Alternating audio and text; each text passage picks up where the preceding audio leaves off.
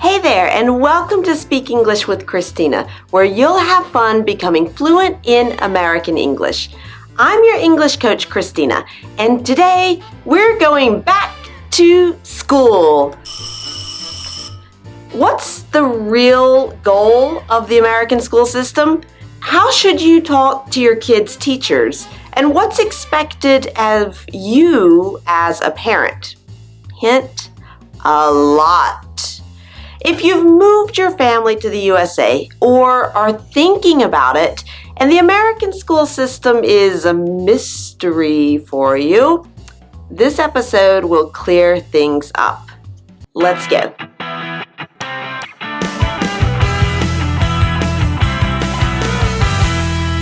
Wouldn't it be great to talk about subjects like this together?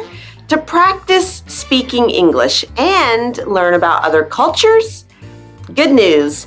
We're opening the Faster Fluency Conversation Club, my very popular international speaking program.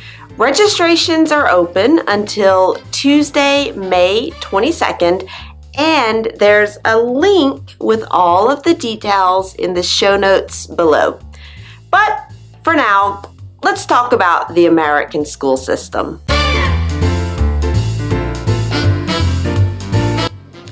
The first thing you might notice about the American school system is the teacher's super positive attitude. Some people might say they're a little too positive. But if there's one phrase that your kids must understand, it's this: good job. Teachers encourage students when they succeed, like, good job, Joey, you got an A on your math test. And teachers encourage students when they don't. You came in 8th place in the competition? Well, you did your best. Good job. Teachers, coaches, the high school principal, they're all about positive reinforcement and encouragement. Schools exist to educate your kids, but also to build their self-confidence, which is probably why we Americans think that we're the best at everything. Americans have a reputation for being pragmatic, and maybe it starts in the school system. Group and individual projects are a big part of school programs, and often they're more practice than theory. Sure, there are the standard history projects, English projects, and things like that, but they may also be related to the real world. One parent, Laurent, told me how his kids learned to do taxes because the school organized a project where middle school students worked on tax returns for local citizens. And when I was in middle school, we had a project where we learned to play the stock market. I'm not even joking. And you may be surprised with the kinds of projects that your kids come home with.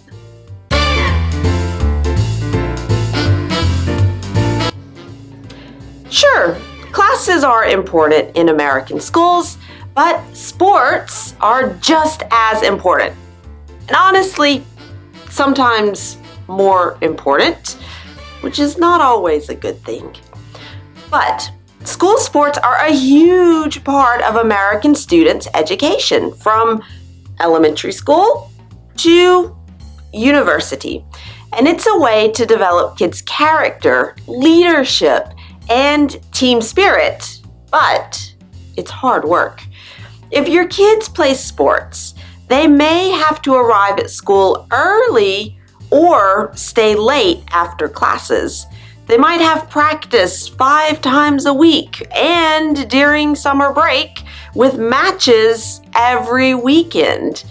Students in the American school system work hard to be good at their sports, and for good reason.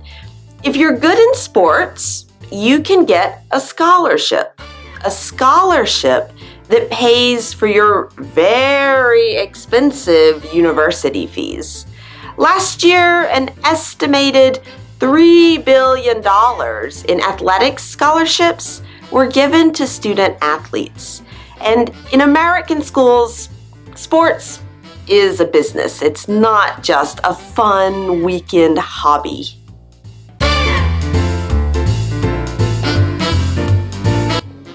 If you thought school was just for your kids, think again.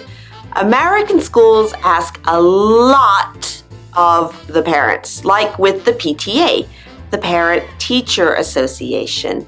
There are all sorts of roles for parents: becoming room parents and organizing events for students, accompanying classes when they take field trips, becoming a band parent if your kid is in the marching band. And parents are expected to volunteer and be active in school life too. Why? According to the National Parent Teachers Association, and I quote, "When parents are involved in school processes, students achieve more regardless of socioeconomic status, ethnic and racial background, or the parents' education levels." Basically, the more you as a parent participate in school life, the better the students perform, according to the National PTA. And since American schools are competitive, they want you to be involved as much as possible. Now, what about you?